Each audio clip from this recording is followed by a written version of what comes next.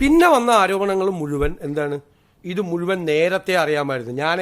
ഞാൻ മുഖ്യമന്ത്രിയായത് മെയ് 18-ാം തീയതിയല്ലേ. ഞാനെങ്ങനെ ഇത് നേരത്തെ അറിയുന്നത്? പക്ഷെ പിന്നീട് ഞങ്ങൾ അന്വേഷിച്ചപ്പോൾ 1 വർഷമായി ഈ വിവാദം വന്നതിന് ശേഷം ഈ അദാനി പോർട്ട് MSCയുമായി 1 വർഷമായി ചർച്ച നടത്തിക്കൊണ്ടിരിക്കുക. ആദ്യം അറിയുന്ന ആർക്കാണ്? ജൂൺ 5-ാം തീയതി 2026 ദേശാഭിമാനി പത്രം, വിഴിഞ്ഞത്ത് വരും MSC ടെർമിനൽ, ഓഹരി വാങ്ങാനുള്ള ചർച്ച വേഗത്തിലാക്കി. ജൂൺ 5. ഞങ്ങളുടെ MD അവിടെ ചാർജ് എടുക്കുന്നത് ജൂൺ 11-ാം തീയതിയാണ്. ആണല്ലോ. ജൂൺ 11-ാം തീയതി ഞങ്ങളുടെ MD അവിടെ രാജായി. അതിനു മുമ്പ് അറിയാമായിരുന്ന ഏക പത്രം ദേശാഭിമാനിയാണ്. ദേശാഭിമാനിയുടെ സോഴ്സ് എന്താണ്? ഗവൺമെൻറ്റാണ് ദേശാഭിമാനിയുടെ സോഴ്സ്. ആ കഴിഞ്ഞ ഗവൺമെൻറ്റിൻ്റെ കാലത്ത് ആ കഴിഞ്ഞ ഗവൺമെൻറ്റിന് നേതൃത്വം കൊടുത്ത ആളുകളാണ് ദേശാഭിമാനിയുടെ സോഴ്സ്.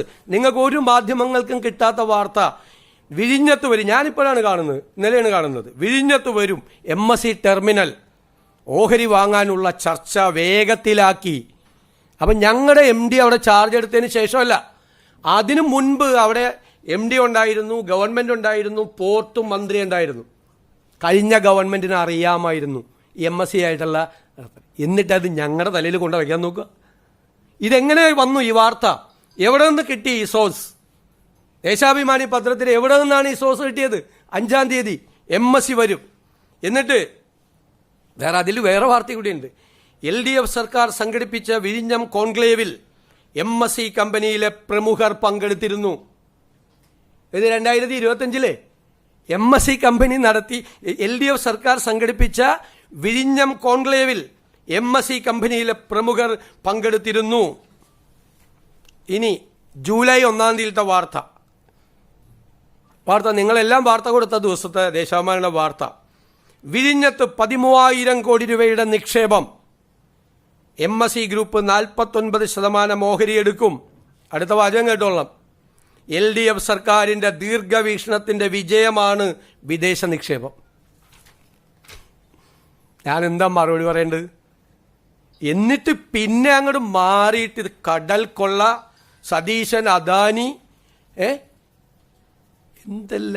എന്താണ് കേരളത്തിൽ നടക്കുന്നത്? കേരളത്തിൽ നടക്കുന്നത്? ഞങ്ങൾ തീരുമാനിച്ചിട്ടുണ്ട്. മനസ്സിലായല്ലോ. ഞാനിത് കുറേ ദിവസം ആസ്വദിക്കരുത്. സതീശൻ മൗനമാണ്. ഈ നിശബ്ദതയ്ക്ക് എന്തോ അർത്ഥമുണ്ട്. എന്തൊക്കെയായിരുന്നു ഈ ഓഹരി കൈമാറ്റത്തിൽ അദ്ദേഹത്തിന് പങ്കുണ്ട്. എനിക്ക് കിട്ടിയ കമ്മീഷൻ വരെ പറഞ്ഞു ഒരു മാധ്യമം. 13,000 കോടിയുടെ കണക്കാക്കിയിട്ട് 2% കണക്കാക്കിയിട്ട് എനിക്ക് അവർ സെബിക്ക് കത്തയച്ചു.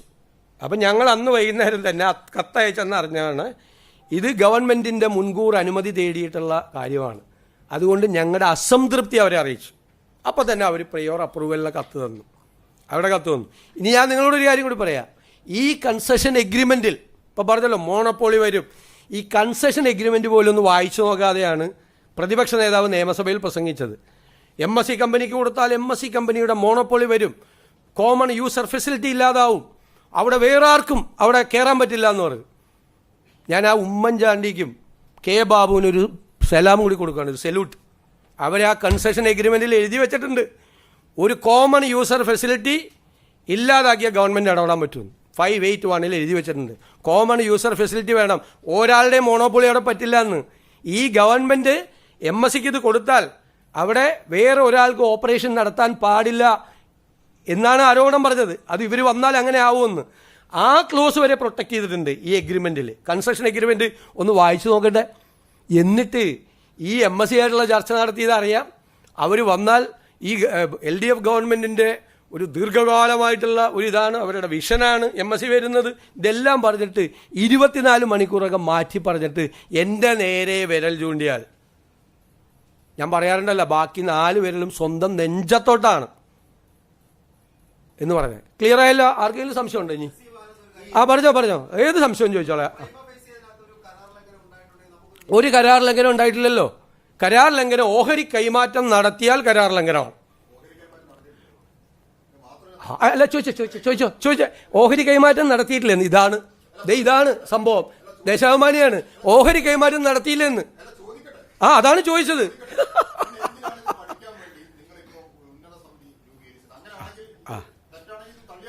അദ്ദേഹം അല്ല കേട്ടോ, അദ്ദേഹം ഇതുവരെ വിചാരിച്ചിരുന്നത് ഓഹരി കൈമാറ്റം നടന്നു എന്നാണ്. എന്നോടുള്ള ചോദ്യം, ഓഹരി കൈമാറ്റം നടന്നില്ല സ്നേഹിത, നടന്നില്ല. നടക്കണമെങ്കിൽ ഒരുപാട് പ്രോസസ്സ് ഉണ്ട്. അത് മിനിസ്ട്രി ഓഫ് ഹോം അഫയേഴ്സിൽ പോകണം. ഒന്ന്, നാഷണൽ സെക്യൂരിറ്റി സ്ട്രാറ്റജിക് പോയിന്റാണിത്, അതവർ പരിശോധിക്കണം. മിനിസ്ട്രി ഓഫ് ഷിപ്പിങ്ങിൽ പോകണം, അവരുടെ ഇത് കിട്ടണം. ഇതെല്ലാം പരിശോധിച്ചിട്ട് വേണം. ഞങ്ങളുടെ മുമ്പിലുള്ള എന്താണ് കാര്യം? കൺസെഷൻ എഗ്രിമെൻറ്റിൽ അവരുടെ ഷെയർ അവർക്ക് കൊടുക്കണമെങ്കിൽ ഗവൺമെൻറ്റിൻ്റെ അപ്രൂവൽ വേണം. ഞങ്ങൾ എന്തിനാണ് അപ്രൂവൽ കൊടുക്കില്ല എന്ന് ഞങ്ങൾ തീരുമാനിക്കാൻ പാടില്ലല്ലോ. ഗവൺമെൻറ്റിൻ്റെ താല്പര്യങ്ങൾ സംരക്ഷിക്കപ്പെടണം, ഗവൺമെൻറ്റിൻ്റെ ഇൻട്രസ്റ്റ്, നമ്മളാണ് ഓണർ, നമ്മുടെ താല്പര്യങ്ങൾ പൂർണ്ണമായി സംരക്ഷിക്കപ്പെടണം. അല്ലാതെയുള്ള എന്തെങ്കിലും ഇതിലുണ്ടോ, ഇതിൻ്റെ ട്രാൻസ്ഫറിലുണ്ടോ എന്ന് നമ്മൾ നോക്കണം, നമ്മൾ പരിശോധിക്കണം. മാത്രമല്ല, ഈ വിഴിഞ്ഞം പോർട്ടിൻ്റെ ഭാവി എങ്ങനെയായിരിക്കും ഇവർ വന്നാൽ, ഗുണമാണോ ദോഷമാണോ, അതിനാണ് എംപവേർഡ് കമ്മിറ്റിക്ക് അത് പഠിക്കാൻ വേണ്ടി കൊടുത്തിരിക്കുന്നത്.